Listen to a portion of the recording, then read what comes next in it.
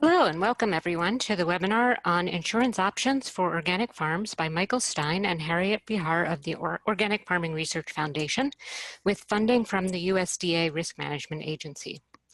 I'm your host, Alice Formiga of eOrganic. eOrganic has many articles, videos, and webinars about organic farming and research, and you can find all of them by typing webinars by eOrganic into a search engine, and you can also find the recordings on the eOrganic YouTube channel. We are recording this webinar, and we will have the recording available on YouTube within 1 to 2 weeks. This webinar will last 45 minutes to an hour, and then when it's over, we will have 30 minutes for questions. If you have a question, feel free to type it into the Q&A box on your webinar control panel at any time during the webinar. If you don't see the Q&A box, there should be a black bar with some controls at the bottom of your screen, and if you click on the Q&A one, that should pull it up. We also have a handout of the slides that I typed into the chat box, and I will type that in again after the webinar begins. So I would like to welcome our presenters today, Michael Stein and Harriet Bihar. Michael Stein is an attorney and a scientist who is passionate about organic and sustainable agriculture. He's focused his career on implementing legal and policy tools to address the environmental, health, and economic impacts of our food system.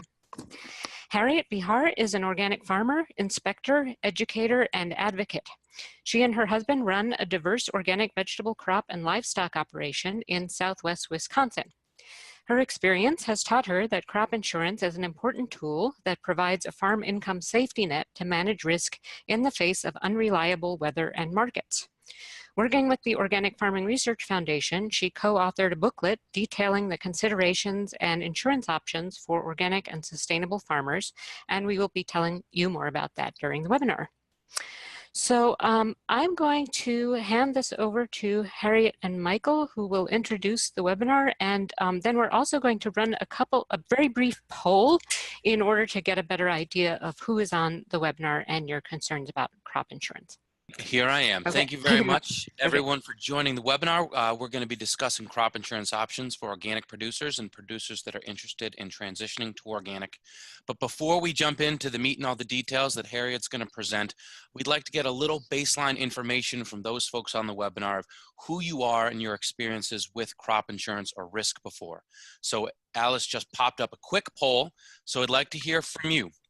So click on the answer that's most applicable to you. In question 1, are you a certified organic farmer? Are you a farmer that is either transitioning to organics or following organic practices but not certified?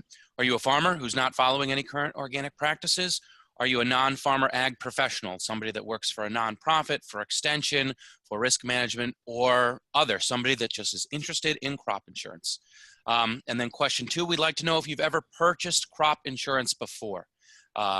And then if you've never purchased crop insurance before, we'd like to know why or what the barriers have been, whether it's been cost, you haven't seen a need for that in your program or your farm, you haven't had enough information about crop insurance processes or practices, or how to go about getting crop insurance, or haven't been able to find a crop insurance agent who understands your farm, your practices, and the work that you're doing, or if it's not applicable to you. I see. Okay, there's a last question here. I'll just read it out. And it was, what types of farm risk are you dealing with or have you dealt with in the past? And you can just type multiple debts, mortgage, loan repayments, unpredictable markets or yields, contractual obligations, catastrophic weather events, strong dependence on farm income, or not applicable because I'm not engaged in farming. So thanks everyone for voting, and I'm just going to end that now. And we'll move on with the webinar. So let me give the remote control over to Harriet. Yeah. Oh, okay. Here I am. There you are. Okay. And you've got control. Okay. Well, I'm trying to click to the next slide. Okay, let me take a second. There we go. You got it. Okay.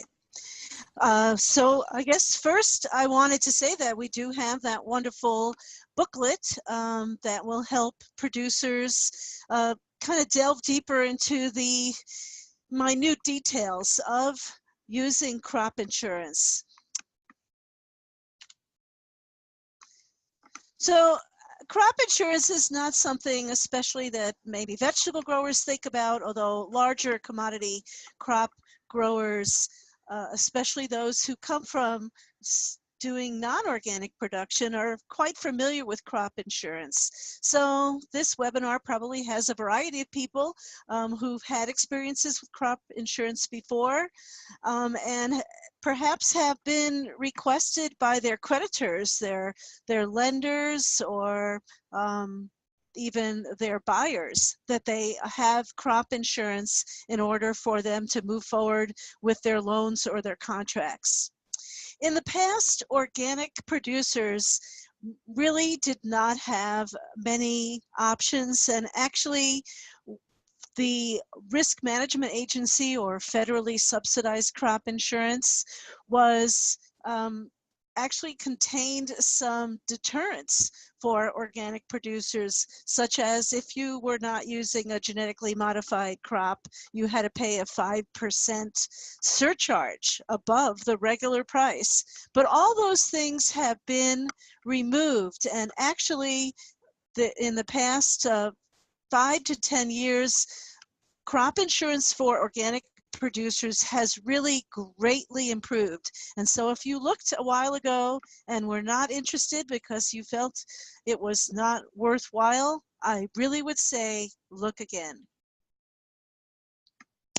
So there's many reasons that you could consider using crop insurance. And I'm not going to read all of these, but some of this has to do with your peace of mind and how adverse you are to risk. And that, of course, will rely then upon how much dependent you are on that yearly crop income that you will receive. So really, you need to consider what is your financial risk, and then look at the various coverage options to see if you feel you just need to cover the most catastrophic of events, or you need to really be able to cover income losses that could be affected on price volatility or low production caused by weather-related instances. So here's some of the reasons that you could lose your income from various activities that could occur. So there's unpredictable weather. Anybody who's on the webinar and is a farmer has probably experienced at least 2, if not more, of these items: hail, fire, drought, flood, frost, even heavy rains can be covered by various types of crop insurance. There are also pests that could occur, or even wildlife that could destroy your crop. As far as unpredictable yields, that could even go back to seed quality problems, or again, climatic conditions, or difficulties with harvesting, such as a grain crop might have been blown down by heavy wind and it was difficult to get that lodged crop out of the field. As well as, all of you probably know, there are many unpredictable markets. There's competition from farm and imports, and this has been a big issue with organic. Perhaps even customers moving over to other suppliers that are serving that market. And now we're even dealing with tariffs that are affecting the marketplace and lowering the prices than had been expected when that crop was first planted. Here you have it out of the field, it's in storage, and the difference between what you expected to get and what you did get can be significant. So things can be very unpredictable. Global markets as well as consumer choices can make a big difference. So many people feel that they don't want to spend the money for crop insurance. Why should they do this? It's money out of the bank. It's coming out of your pocket when you are buying seed and inputs and getting ready for the season. So it might not be something that you are necessarily budgeting for. But really, you need to look at, can you handle a significant loss of income? And how much could you handle, or how little? In addition, you need to think about what other types of insurance you are already buying or that you are considering useful. If you have a U-pick operation and you have the public coming to your farm, liability insurance, in case someone hurts themselves, is essential because they could sue you and you could lose your entire operation. In addition, you as a homeowner could be insuring your home, your farm equipment, your buildings, and you consider that important, and you may never get a payment on that payment for health, for homeowner insurance, and the same with health insurance. You could be paying month after month, year after year for this type of insurance, and consider that important without ever getting a payment. And hopefully you probably don't want to get payments for that. Well, crop insurance could be considered similarly as something that is important to you, even if you may never get payment based on what you have been paying premiums upon.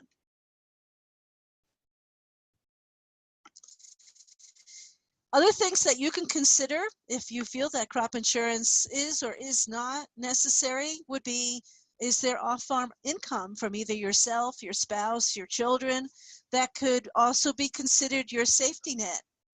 If you have loans to repay, how much and how dependent are you upon your crop income for that year in order to repay those loans? Are you growing perennial crops that do not provide income for a few or even many years? And so if something got destroyed, how much time would it take for you then to replace those perennial plants to then give you a crop? There's also crop insurance that will cover some of your delayed planting or prevented planting due to unfavorable conditions. And you need to consider too what your reputation is in the market. If you are selling to a buyer and typically they really like buying from you, what would happen if you could not deliver in a certain year? Do you have a strong enough relationship that they'll come back to you in the year when you do have a crop?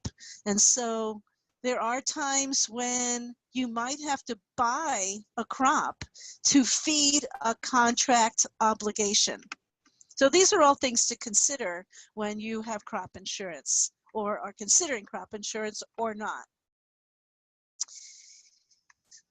Another set of considerations would be to consider, could any of these things happen to you?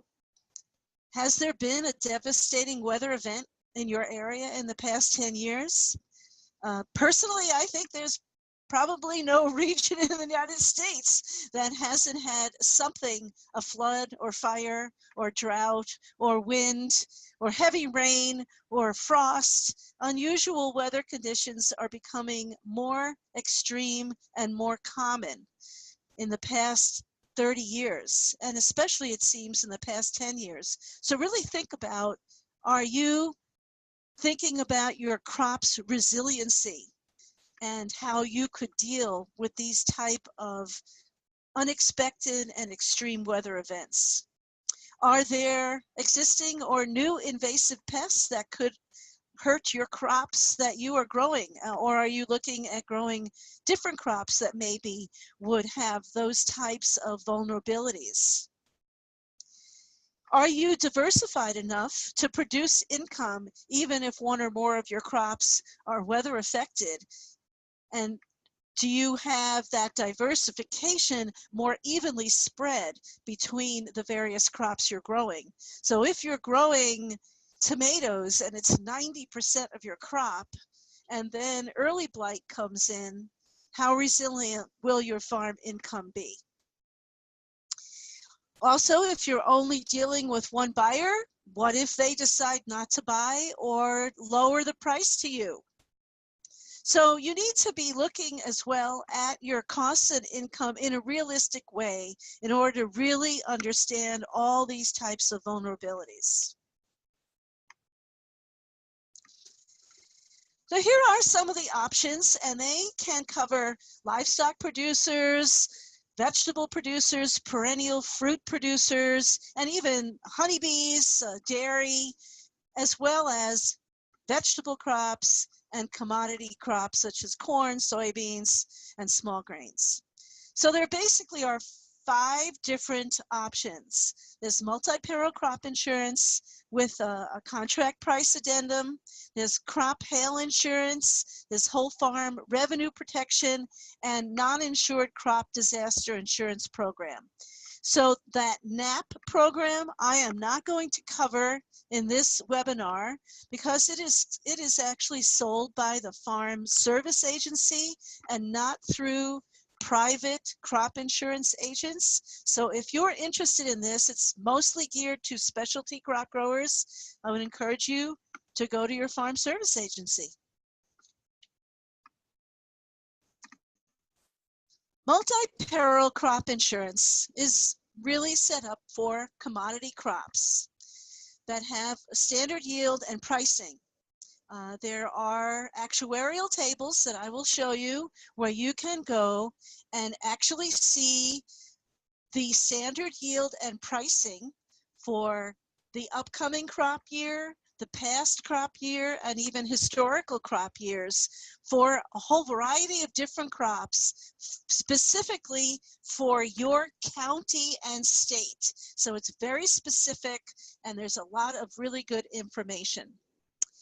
Multi-peril crop insurance also offers something special for organic producers, whereas they have an organic price election when you are organically certified. So this would not cover you if you're transitional, even if you would have a higher price. And you can then look at the price that they have determined for organic and insure to that price. So you know when you're growing, for instance, organic corn, I believe their pricing from last year was around the $9.50 range, and conventional price was in like $3.75 a bushel for conventional corn. Well, you definitely do not want to insure a crop, and then if you had a loss, only receive $3.50 a bushel when you actually were trying to sell it for $9.75. The other thing that they offer for organic is that if you have a contract price that is higher than what is offered in the first 2 options, you can present that contract to your crop insurance agent and develop a premium that you would then pay for that crop insurance to then cover that actual contract price. So if you are growing yellow corn that is actually going to be used for food grade and your price is $13 a bushel, you would be able to cover that. There are a few limitations on how much higher you can go than that organic price that's in the actuarial table, but this is a good thing, especially if you have regional markets that are paying you a higher price. You can then insure to that higher price. So the organic price election would then be based upon your actual revenue history or your actual production history. The actual production history is the yields that you have had historically on your farm, and you had to have grown that crop for at least 3 years on your farm and have that production history. So if you're going to get that $9.50 a bushel and you have averaged 140 bushel an acre historically for at least 3 years growing that crop on your farm organically, then you can use that yield factor when purchasing your crop insurance and your coverage. The coverage level can also be between 50 to 85% in 5% increments of your actual yield, price that you intend to get or income that you are expecting. So if you want to pay less for the crop insurance but want to basically cover a catastrophic event, then you may only choose coverage at 50%. But if this is a very significant part of your crop, of your farm income, then you may want to cover up to 85% of that loss. So you have then less exposure in case of a loss. If you have no organic crop history, for instance, if you are transitioning to organic and don't have any history on organic production on your farm, this is one place where organic producers are hit fairly hard. They will only allow you to use 65% of the average of that commodity for your actual yield factor. So I'll say that again. If you've grown something for 3 years, you can use the yields that you have gotten in on an average over those 3 years to then figure out the income that you want to cover according to the organic price. But if you haven't grown organic crops, then you can only use the yield of non-organic crops and only insure up to 65% of that non-organic yield. So there are other options to use that might be better in your transition. So I'm not going to read this list, but this is basically the list of the commodity products that are covered under multi-peril crop insurance. And these are the ones that have organic price elections. There are non-organic ones that are not on this list, but at least these are the ones that you can look for that have organic price elections, and that's very much a significant list of specialty crops as well as commodity crops such as corn and soybeans and cotton and things like that. So the organic prices are all higher than the conventional. However, they may not be available in every state or every county for every crop. But if they are available, say, in an adjoining county, you might be able to get that organic price for your county if you work that out with your crop insurance agent. There is some flexibility there.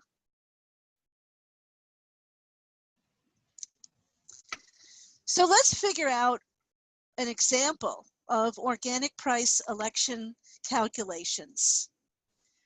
They, meaning the risk management agency and the crop insurance agents, determine a multiplication factor of the current conventional commodity price, and then they come, this is how they come up with that organic price election. So they come up with that multiplication factor, which in this slide is that 2.29, by looking at the historical prices for organic for the past few years and what they feel the market is going to do in the following year.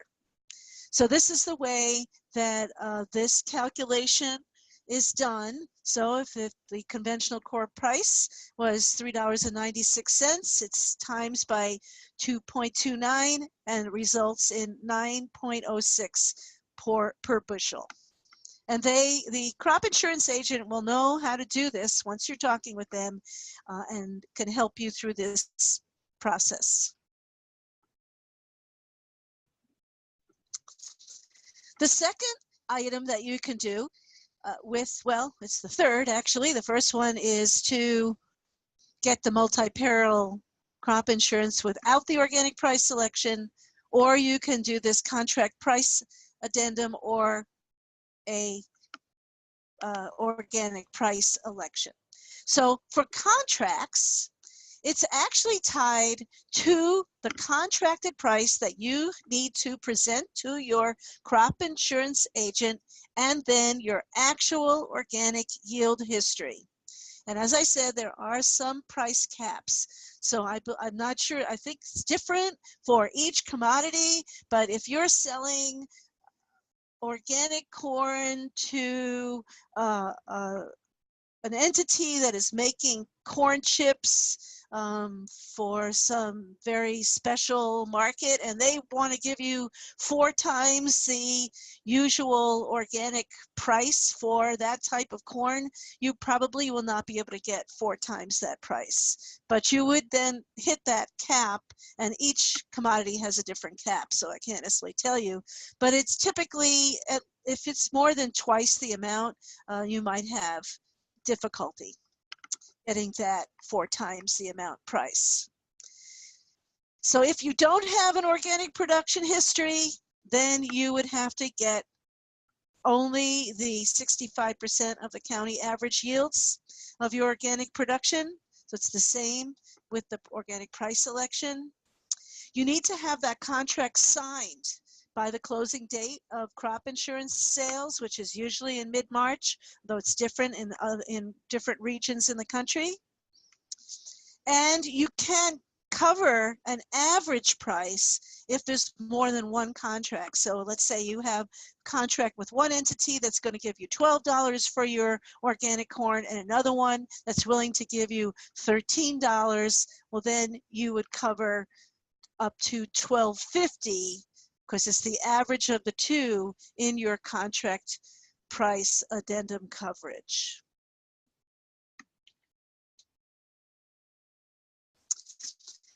So here are the items that are allowed to have contract price addendum. And there's kind of different lists because they keep adding, and they didn't necessarily put them all in one list where I could copy them. So the blue box, I believe, was the latest one that was added. And then the yellow box was added last year in 2018. And then the gray box is what has been in place for about 4 or 5 years. So all of this can be found on the RMA website. And I'm not going to take too much time on this slide, but you can, if you can see if your commodity is on there, then you'll know whether you can use a contract price addendum coverage for that crop.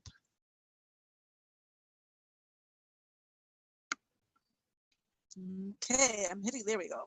Okay, so this is the real fun stuff. Let's look at actuarial tables. Whoops, let's go back. So you will go to the Risk Management Agency Actuarial Information browser landing page. And this is all in the book that you can download that will give you more information on this. And then, as an example, let's look at the insurance that you could get in the year 2018. So I clicked on that where the arrow is in the left box, and then on the right, this is what came up. And I filled in corn, commodity year 2018, that I was looking for yield protection, and I chose Alameda County, Iowa. I then clicked on the View Report button, and this is what I got. So this comes up, and up at the top you can see there's what I asked for, the corn, and then the year, and then the yield production, and the county and state. And then I clicked on this tab, the T yield, because I wanted to see the T yield is that county yield number that they are going to give you for the non-organic yield amount that they will only give you 65% of if you are producing organic corn but don't have a 3-year history. So here is for grain 170 bushels per acre is the county average for non-organic. If you look, they've already laid out the 65% here for grain, non-irrigated, organic certified at 111 bushels. So that is the yield factor you would have to use if you did not have your own history for growing organic corn.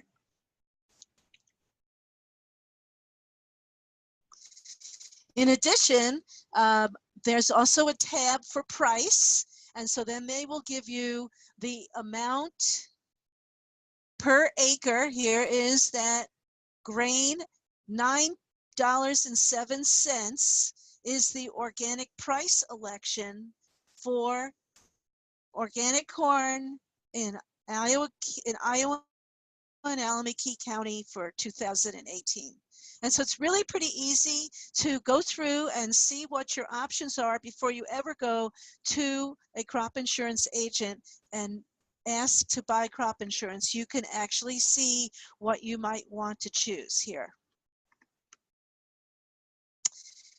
Another type of crop insurance is hail insurance, which is actually not offered by any federally subsidized crop insurance program, not from RMA, not from Farm Service Agency. It's only available for private insurance providers. But I put it in here because it has some basis of attractiveness. It can be purchased at any time during the growing season. You can buy it the day before you hear there's going to be a hailstorm heading your way. It's an acre by acreage coverage, and the premium cost is based upon hail frequency in your region, so it can be somewhat lower cost. Also, if it looks like you're going to have a bumper crop, or you have a very high value crop out there and you're getting a little nervous in the middle of the season, early August, you're really concerned that you're going to lose you have a lot invested in one crop and it's looking really good, and you're concerned about hail, then you can buy this insurance, and then you can sleep well at night. It can also be expanded to cover losses by fire, wind, or even vandalism, but will not cover frost, flooding, drought, or low prices. So that's something else you can talk to your crop insurance agent about. The other type of crop insurance that I want to talk about, which is very attractive to diverse organic growers of any type, vegetable growers, growers who have both livestock and commodity grain crops, all commodity grain crops, a mixture of annual vegetables and perennial fruits. Everything can be covered under one policy in this whole farm revenue protection. And this replaced the AgriLite type of insurance, which was meant to help diverse specialty crop growers have access to insurance, but this one is a lot easier to deal with. What is attractive about it is that it uses records that you are already working on for your tax purposes. So you work with your Schedule F, and the federal government has viewed whole farm revenue protection as a way to encourage diversification, because they see diversification as a risk management strategy. And the old adage of don't put all your eggs in one basket is very much part of the thoughts to diversifying your operation.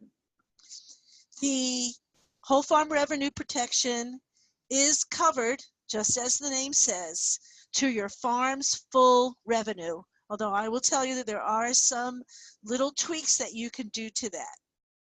When the farm is more diversified, you will be paying lower premium payments than if that revenue you are covering is less diversified.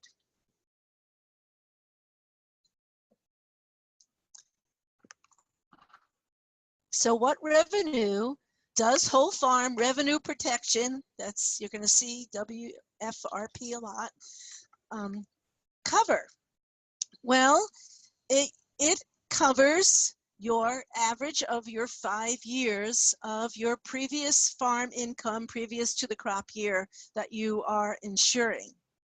The other thing that it has is that if you are doing something different, like switching from non-organic to an organic crop, and your income is expected to increase because your prices are going to increase, or if you are adding on more acreage, you can then adjust that average of those 5 years up 35%, no more than 35%, but that's a significant amount that you can adjust that average. And of course, by proving and showing that you are expecting a higher revenue due to a significant change in either your market or your growing capacity.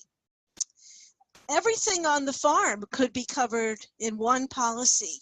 Animals and animal products, any commodities that you might buy in and then purchase for resale. So let's say you are buying apples from a neighbor to put in your community supported agriculture boxes, and it's a significant part of what you offer your customers, and then that apple grower has a problem with insects and has no apples, and then you have to, you can't charge as much, or you have to refund some money because you couldn't fill the boxes as you had hoped. That loss of income would be covered under whole farm revenue protection.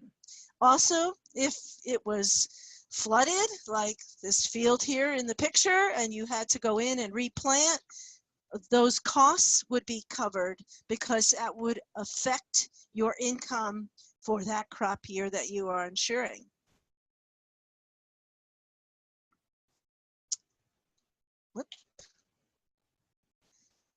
So what is not covered by whole farm revenue protection? Price.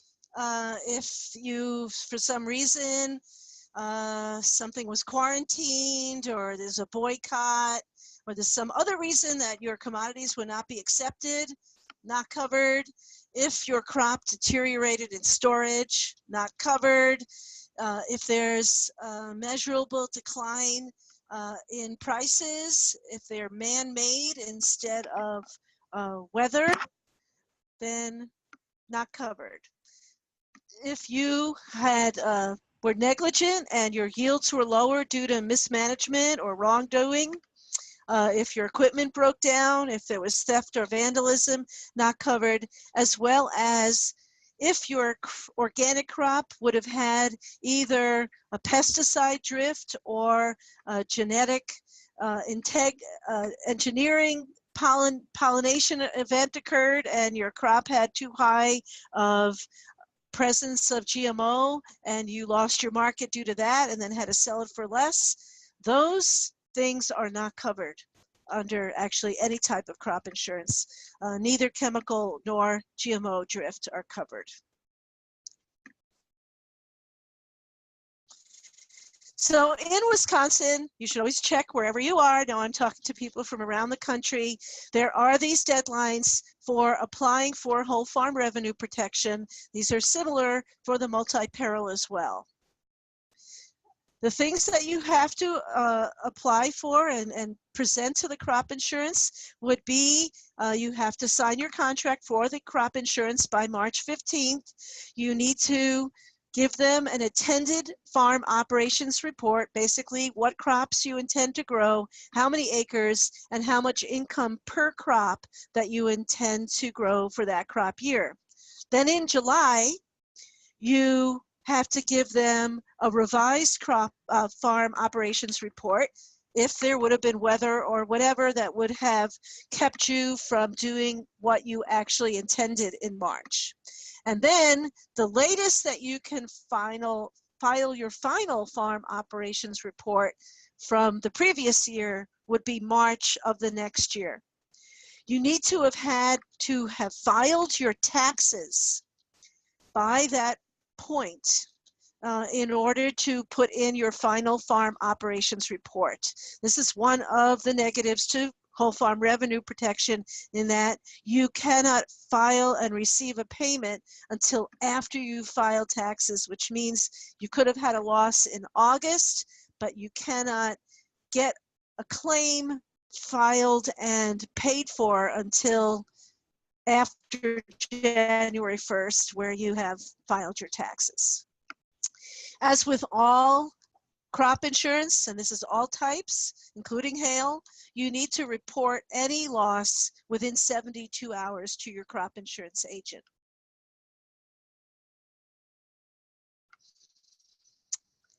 So to be eligible for whole farm revenue protection, you must file a Schedule F, and you must derive at least 50% of that farm income from commodities that you are growing. I'll move ahead from the Schedule F so we don't have to look at it very long. I know that's one of the least favorite documents of organic farmers, of all farmers. So the required documentation is that you have 5 years of tax records, including that Schedule F, that it shows all allowable revenues and expenses, and then you have to take those revenues and expenses and put it on the whole farm history report that your crop insurance agent will give to you.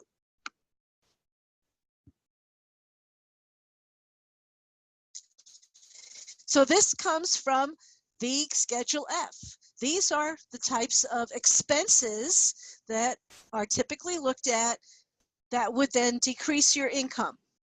Now, let's say they're going to look at your average, and there's multiplying factors that they look at. So let's say for some reason, for storage, your average cost is $1,000, but then the year that you had a loss, your storage was $10,000, and that's what drove your income lower to make you have a cause to file a claim. They may want to look at why did your storage cost so much, and they may not allow such an increase. So they are comparing all your expenses, how they're averaging for those 5 years, and then making sure that the year that you are sorry, I had to turn off my phone. The year that you are applying for is not too far outside the average.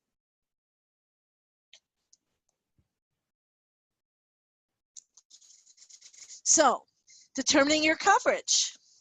You need to decide which factor you want to insure between 50 to 85%, similar to the multi-peril crop insurance. How much of that net revenue you want to cover.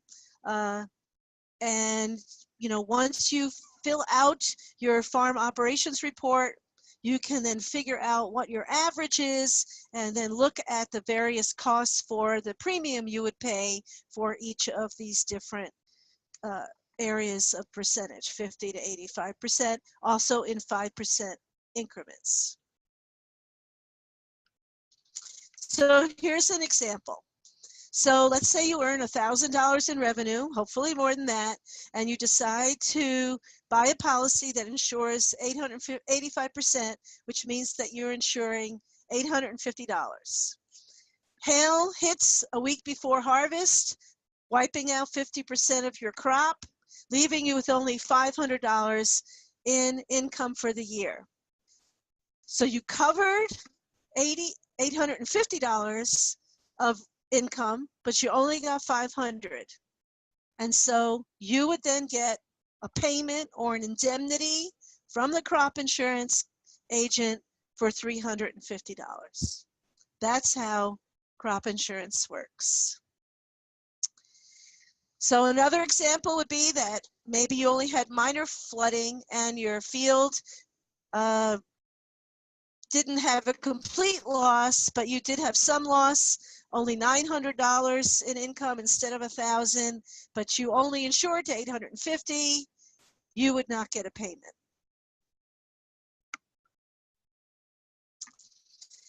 So this comes from the Whole Farm Revenue Protection section of the Risk Management Agency website, where you can then look at the differences of what the federal government will pay for your crop insurance. And you can see if you only have one commodity, their subsidy would only be between 0.59 and 0.67. But if you have 2 to more than 3, they will pay 80% if between the 50 and 75% coverage category. So you can see when it hits 80% or 85% of the coverage, they pay a little bit less in subsidy. So that's a very significant difference, that you could have the government paying what the actual cost of that crop insurance is. They'll pay 80% of it.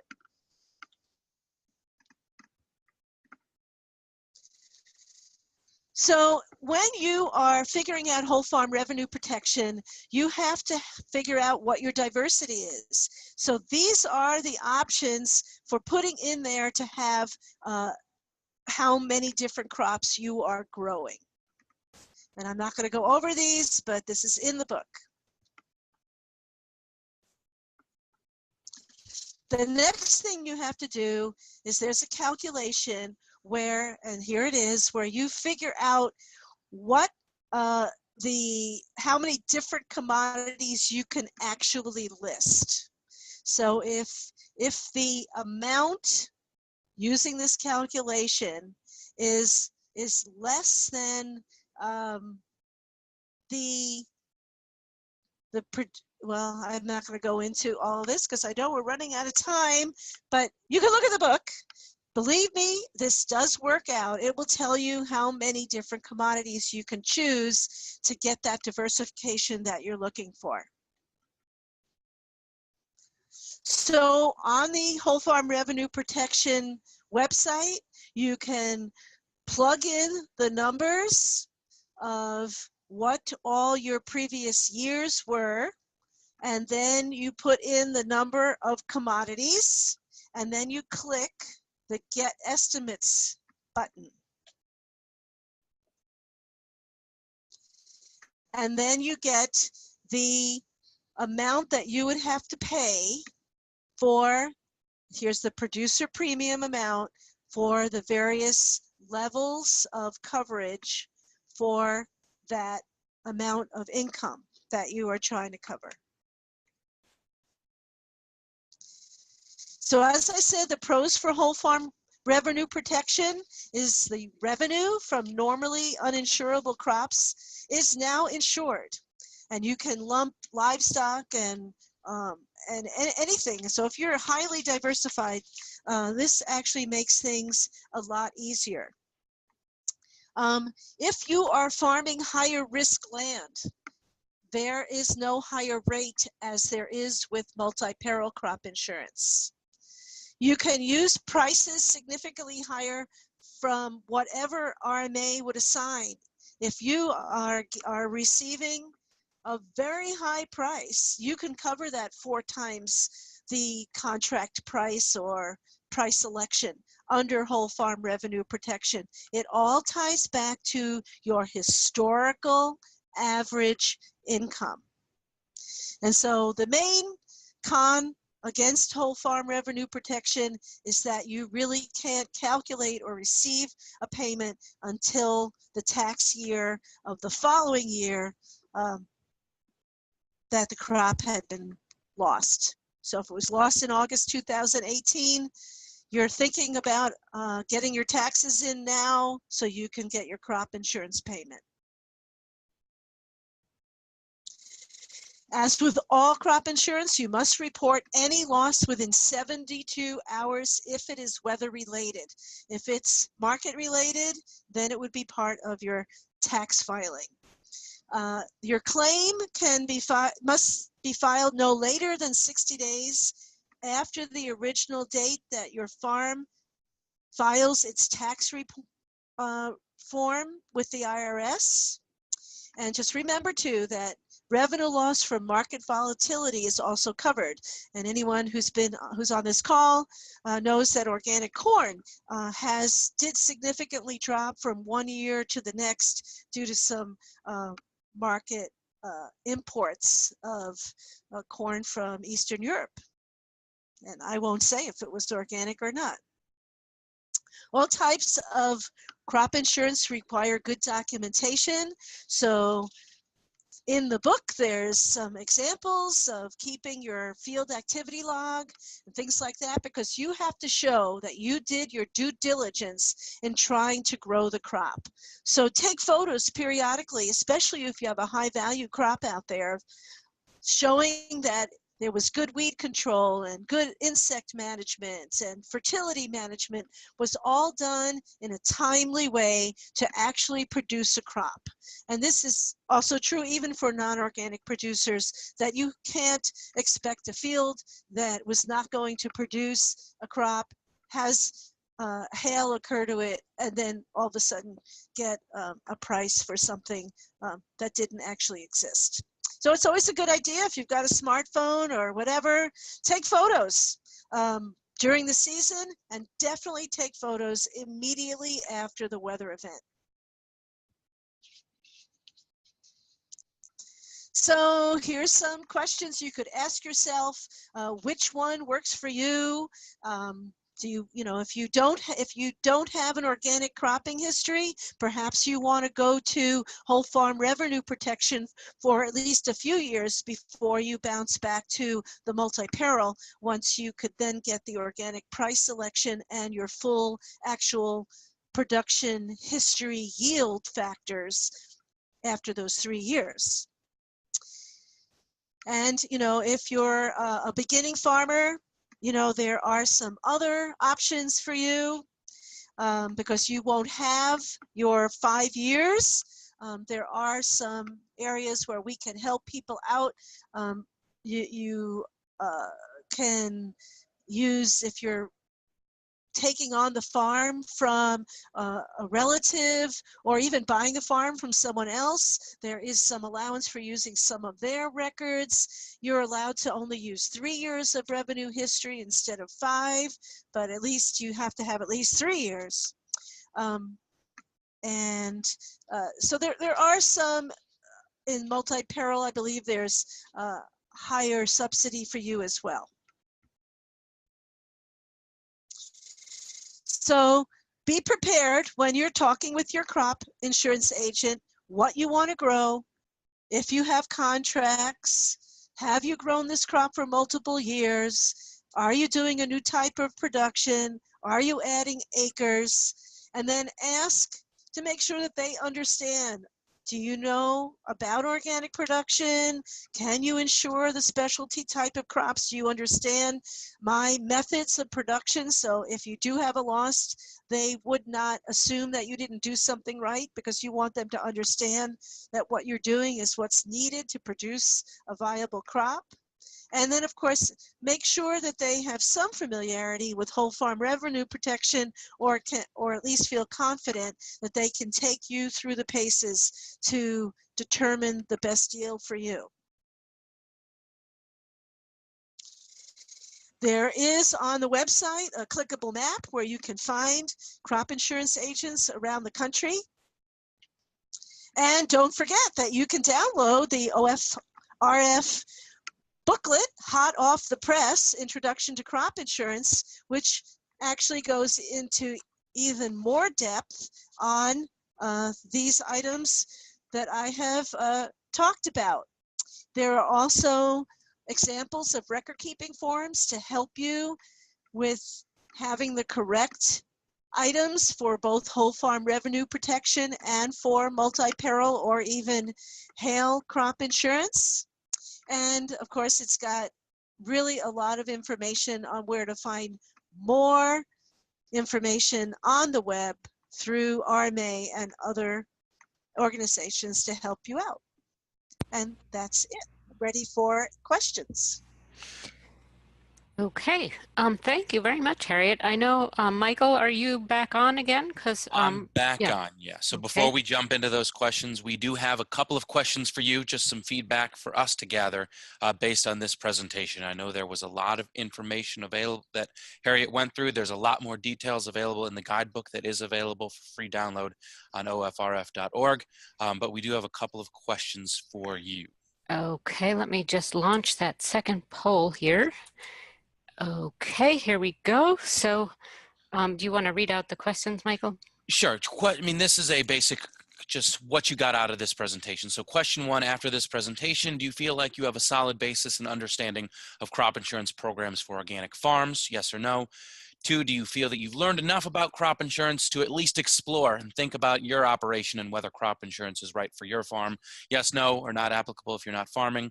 And then three, do you plan on seeking out a crop insurance agent to learn more about specific costs and programs and things like that? Yes, no, or not applicable for you. And thank you very much for attending the webinar and for taking these polls. And now we're going to dive into some questions pretty soon. Okay, thank you. Yeah, we have quite a few questions coming in. Okay, I would like sure. I would like to just mention that this book will be available hard copy at a wide variety of conferences this winter. So look for an OFRF booth, or if I'm there, I will have some of these books. So And if you see me at a conference, yeah. Great.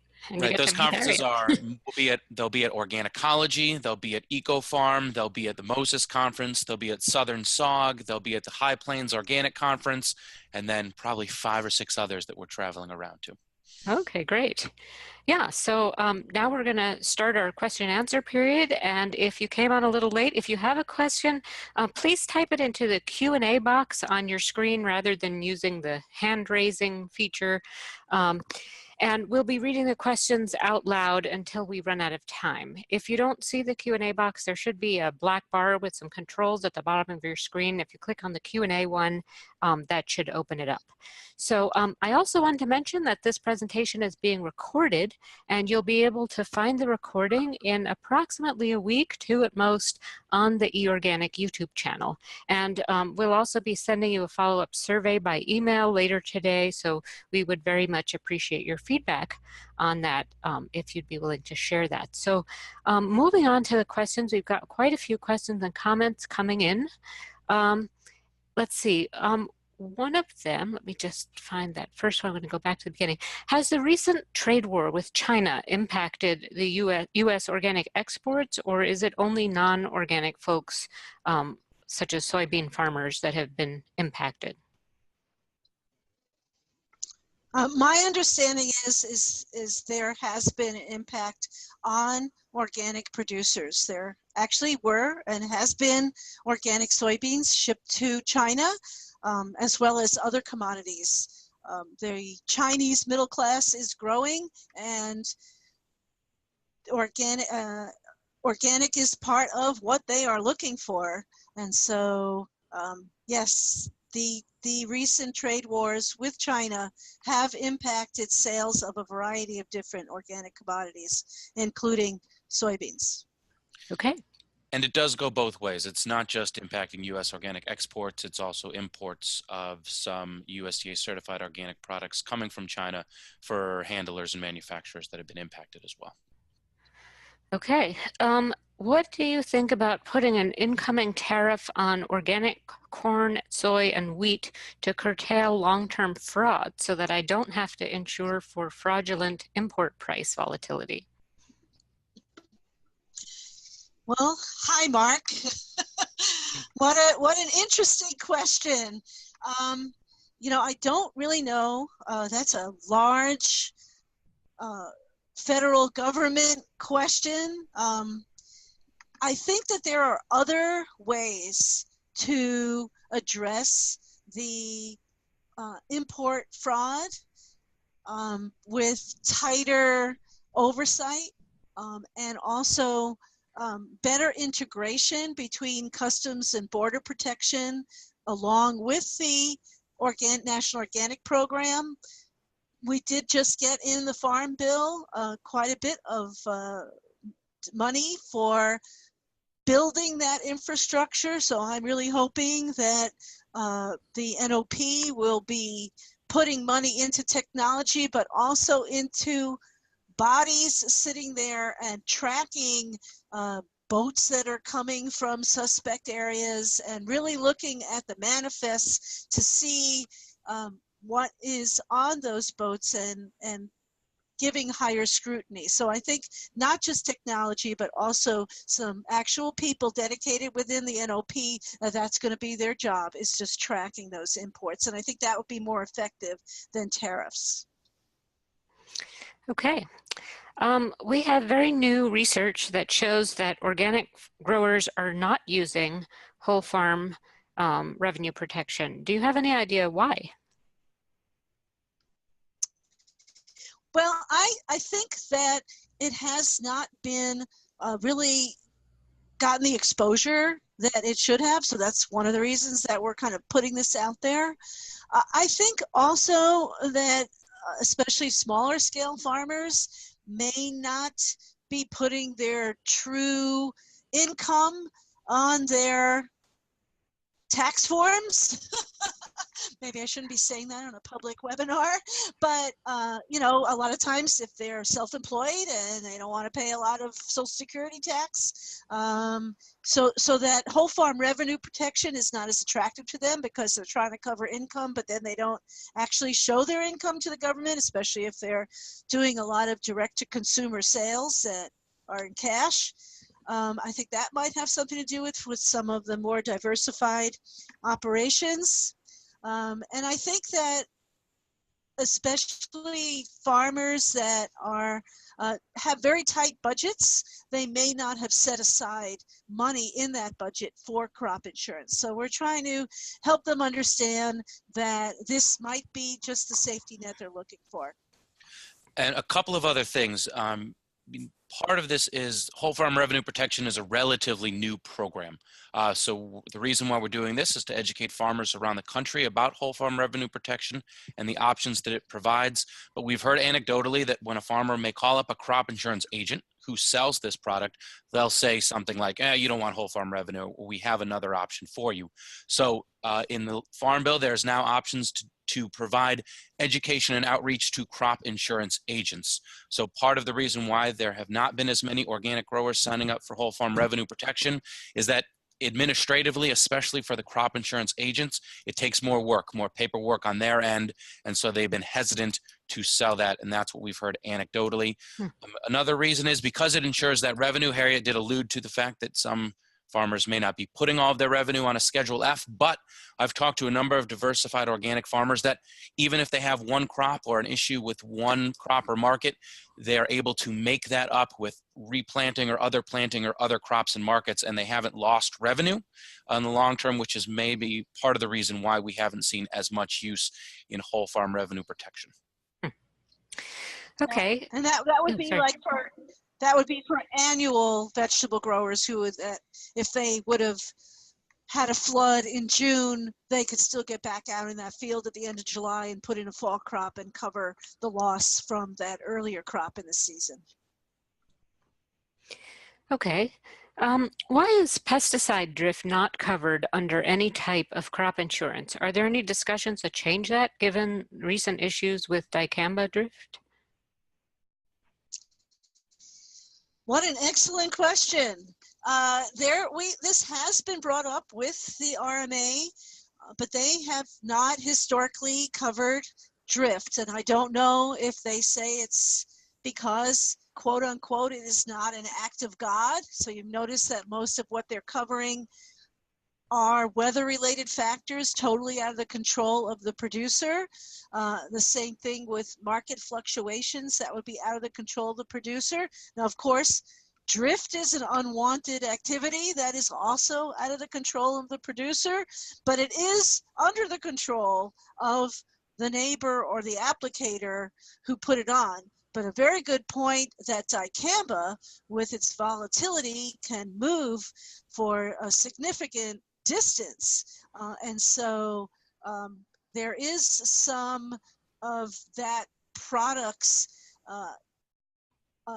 actual mode of action that makes it less under the control of the applicator. So yes, and maybe we could get not just organic farmers who are concerned about this, but the many farmers who lost crops in Missouri and Arkansas and other states who were growing the non-genetically engineered crop that would have been resistant to dicamba and then ended up losing that crop. So that's a good idea. Maybe we should be talking to Farm Bureau and Farmers Union and see what they could work with us to make this point. And I agree, especially given the current legal issues that are moving through the courts based on dicamba drift and other chemical drift that are impacting farmers. There are a couple of class action lawsuits. There's a couple of suits suing the EPA for certifying the use of dicamba. So right now, the crop insurance companies, I mean, in addition to that they don't have to, there's a lot of hesitancy because of the increased cost of insuring against pesticide use. And right now, these things are being looked at through the courts rather than through insurance options. Okay. When coming out of transition with low revenue levels, how do you get the coverage needed for organic crops? 35% is not enough. Well, that's what they will give you for those transition years. And if you are transitioning, you can choose to maybe not transition your whole farm at once. So then you don't have as much exposure in your loss of income if there would have been a catastrophic event. So if you maybe transition your farm, a quarter of it each year for 4 years, by the time you get to that 4th year, you will actually have a history for growing that crop on your farm. And that 4th year, you'll be eligible on all those acres for your organic yields. So it's, or your organic income as it's been growing. And so that's a good point. And that gets to the opportunity that you don't have to choose as a farmer between insuring a crop under multi-peril crop insurance and insuring your revenue under whole farm revenue. You can do both and match both. Of course, you can only collect if there's a incident on either one or the other. But for example, if you have 1 or 2 high value crops and you have years in actual production history, even though it may not be at the organic price elect, you can also insure your high value crop under multi-peril while insuring other parts of your crop, of your farm and your revenue under whole farm revenue. Okay. Is the whole farm revenue protection based on net income? If that's the case, many farms file 0 income. How can you ensure that? And that's basically what I was talking about. You cannot. Okay. So you cannot insure 0 income. You have to show that you have income that you are trying to protect, and that year after year you are earning farm income that is deserving of coverage, because you show that year after year this is what you have been averaging for income for your family to live on, to pay off the farm, that sort of thing. If you have 0 income, probably you have some other off-farm income as well that is kind of helping you with your safety net. So but if you are growing a commodity that is covered under multi-peril, you're not looking at the income there. There, it's your yield factor and a price. So if you have 0 income on your Schedule F, whole farm revenue protection is not a good choice. Multi-peril might be, crop hail insurance, that sort of thing. Okay, we have a comment that says, we have new data coming out soon about whether or not it's true that crop insurance agents are not working with organic and whole farm revenue protection. Can you, the person who typed that in, can you tell us where we might be able to find that? So I see that Jeff has been typing a lot of Yeah. stuff in. Jeff is with ATRA and NCAT, and I know they got an OREI Yep. grant to do a lot of research. So NCAT should be having a lot of this information and data research coming out about organic production and whole farm revenue protection. Okay, that's great. Thank you. Okay, let me see if I can find any more questions. We have a number of comments here, which I can also read, but they're kind of in the context of the slide that was being shown at the moment. So I'm gonna if you have any more questions, feel free to type them into the Q&A box. We still have a little time, so it's a great opportunity to get them answered directly by Michael or Harriet. And then anyone else who wants to tune in can also type in the chat box. You can get a comment out to the attendees as well if there's a link that you want to share. You can choose to share it with the panelists and the attendees. So I'm just going to give a couple minutes or so for people to type in additional questions, and then I'm going to kind of go over to some comments that came in to just share some of those if we can sort of talk about them without looking at a particular slide here. So just a moment. Yeah. I do want to say that Sure. I did talk to one grower who grows a variety of soybeans, kidney beans, small grains, that sort of thing. And I was at a summer meeting, and he said, whole farm revenue protection is going to save my farm this year. So he attended a previous workshop, and he got excited about whole farm revenue protection just because of the great diversity that he has on his farm.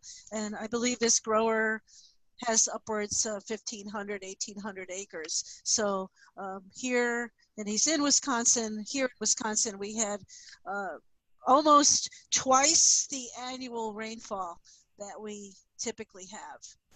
So this summer, it's been a dry winter, but a very, very wet summer with many extreme rain events, 11-inch rains, 15-inch rains in less than 24 hours in numerous areas of the state. It wasn't even just one area that got hit. So I have heard that at least one producer felt that it was useful, and I would think as the word of mouth grows on that perhaps more people will take a look at whole farm revenue protection.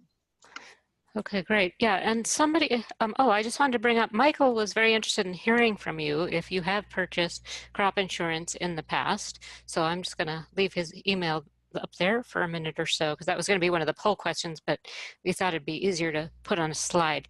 So someone had a question which was answered by Jeff from NCAT. Thank you, Jeff.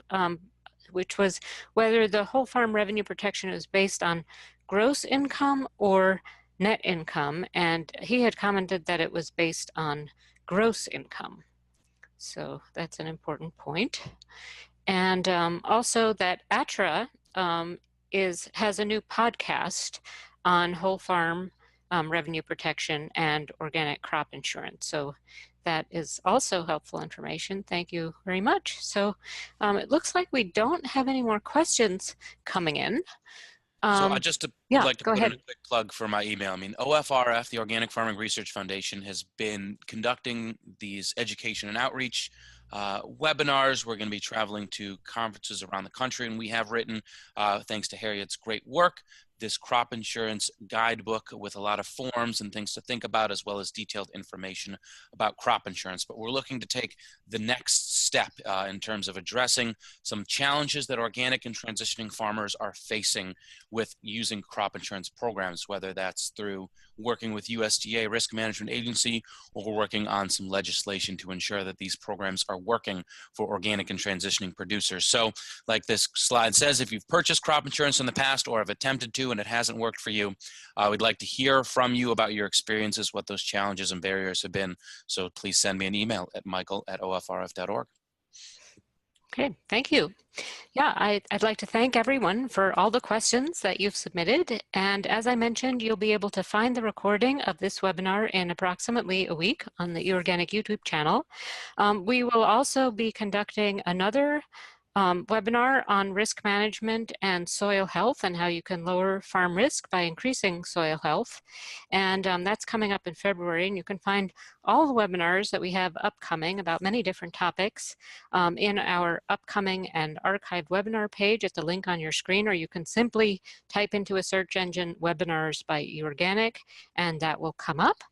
And you can find the OFRF Crop Insurance Guide at the OFRF Organic Farming Research Foundation website. Thank you so much, Harriet and Michael, for presenting this webinar and answering questions. And we look forward to having you all at future webinars.